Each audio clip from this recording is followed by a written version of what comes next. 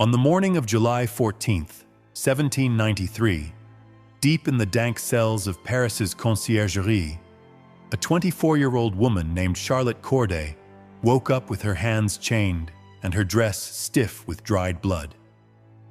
It wasn't her blood.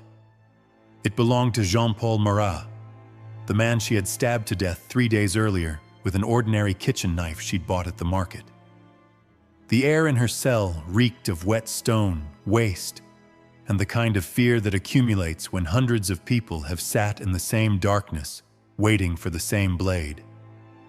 But Charlotte didn't shake. Not yet. People like to say the body never lies, and Charlotte's body, after 72 hours in the hands of the revolution, was already telling a story the official records would never bother to tell. Her wrists were raw and bleeding where the chains had been tightened too hard, especially at night, on purpose so she couldn't sleep. Her face, once calm and pale like a saint painted in a Norman chapel, carried fresh bruises along her jaw and cheekbones.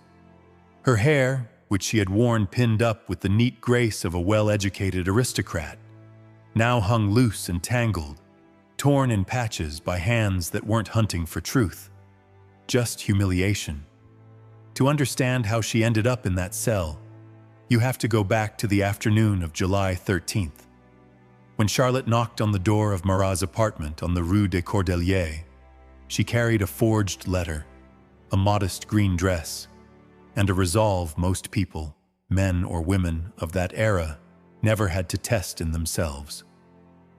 Marat was in his copper bath as always, half submerged in water that soothed his diseased skin. Bandages soaked in vinegar wrapped his body, and the room carried that sour, medicinal smell that always clung to him. He agreed to see her for a simple reason. She was a young woman. She looked harmless, and Marat's vanity could not imagine anyone seeing him as a monster fit to die. Charlotte waited until he leaned forward to read the list of traitors she'd handed him. In that exact second, she slipped the knife from the folds of her bodice and drove it into his chest with such force the blade pierced his lung and grazed his heart. One clean, surgical thrust. Final. Marat screamed for help. His lover, his friends, anyone, then collapsed into the bathwater, which turned red almost instantly. Charlotte didn't run. She stood there, the knife still in her hand, almost calm, almost formal, like someone waiting for a carriage after finishing a morning errand. She believed the mission was complete. France was rid of one of its bloodiest executioners. What she didn't understand yet was that her own suffering was only beginning. The arrest was immediate. Marat's lover, Simone Evrard, flew at her, scratching, shrieking, trying to tear her apart right there. Neighbors poured into the room, swinging fists, grabbing whatever they could, beating Charlotte until the National Guards forced their way in and pulled her free.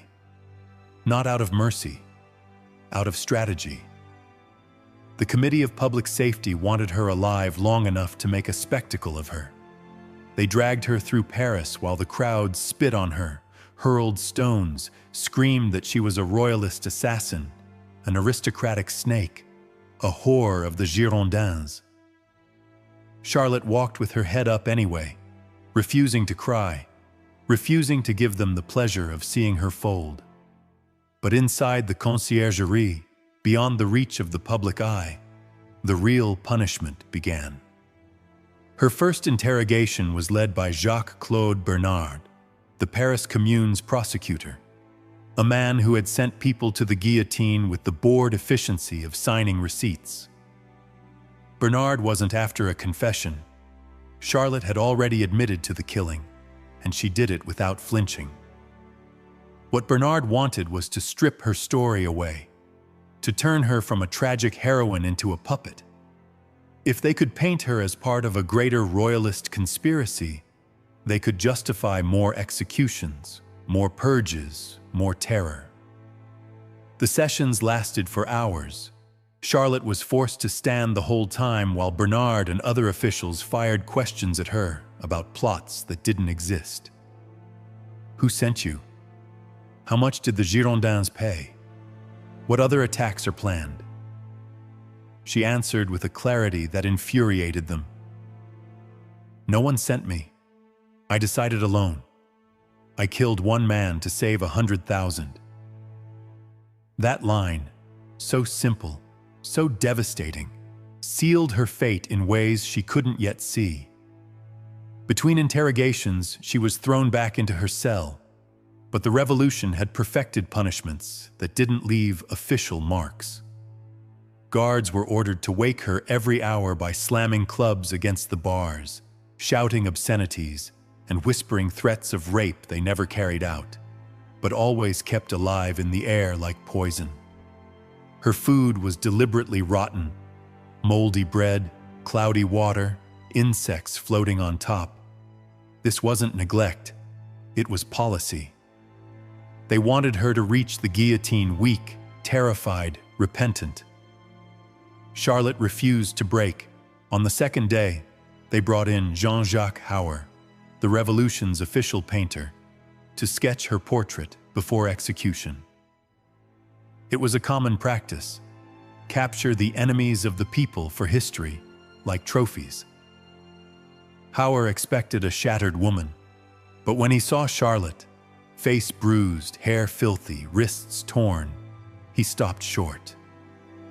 There was something almost unsettling about her composure. She sat for him without complaint, holding herself with the same trained dignity she had learned in the convent at Caen. He worked for hours, and during that time he spoke with her. "Why did you do it?" he asked. Charlotte met his eyes without blinking. "Why did he kill every day with his poisoned pen?" "I killed once to stop him." Hauer didn't answer, but his brush did.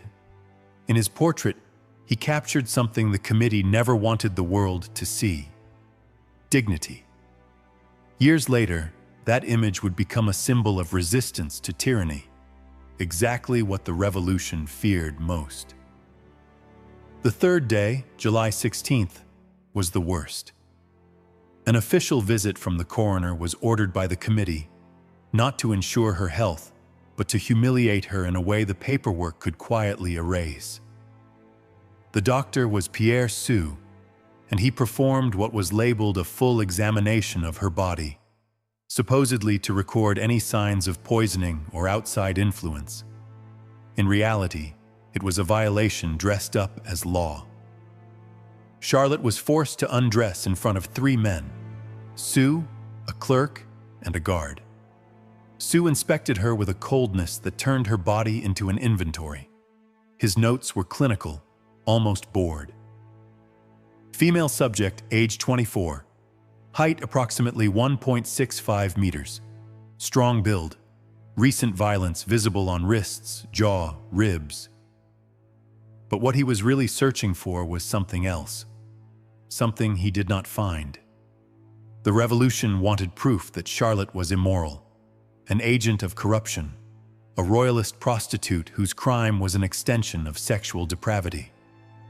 The fact that Sue confirmed she was a virgin blew a hole straight through that narrative. So the committee ordered that detail deleted from the final report. The story was already written, and facts were only useful if they helped the script. Charlotte Corday would be remembered as a tool of corrupt men, not as the autonomous, lethal woman she truly was. That night, alone in her cell, she finally cried. Not because she feared death, but because she knew her sacrifice would be twisted, misread, and buried. She had killed a monster. But the monsters who remained were the ones who controlled the story. The morning of July 17th arrived heavy with heat. Before dawn, she was hauled from her cell into a trimming room where her hair was hacked off without care. When scissors snagged in knots, they yanked. Strands fell to the floor like torn flags. They ripped away her bodice, leaving her shoulders and neck exposed for the guillotine. It was the last stripping away of personhood, the final transformation from human being into object. They threw her into a wooden cart, the same kind used to haul cattle to slaughter, and started the 45-minute ride from the Conciergerie to the Place de la Révolution. 45 minutes of public choreography. The streets were packed. People screamed and spit and threw garbage. Some waved signs with obscene cartoons of Charlotte stabbing Marat.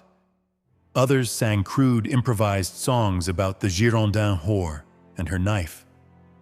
But halfway through the route, something strange happened. Some women in the crowd fell quiet. They stared at Charlotte standing in the cart, head shaved, dress torn, wrists bruised. And they didn't see a villain. They saw a martyr. One woman shouted, "May God forgive you, child!" before sans-culottes shoved her back into silence. Another slipped flowers onto the road as the cart rolled past. Tiny gestures, dangerous ones, the kind that could get you arrested. But they happened anyway. At the guillotine, Charlotte climbed the steps without help. The executioner, Charles-Henri Sanson, the same man who had beheaded Louis XVI 6 months earlier, waited with the neutral face of someone who had made death a routine. Even he noticed something different about her. She wasn't trembling.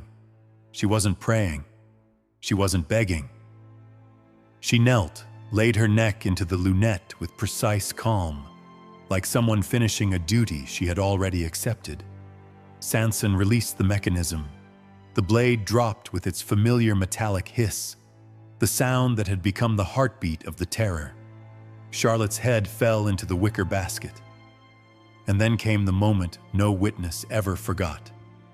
One of Sanson's assistants, a young man named François Legros, grabbed Charlotte's head by the hair and slapped her hard across the cheek.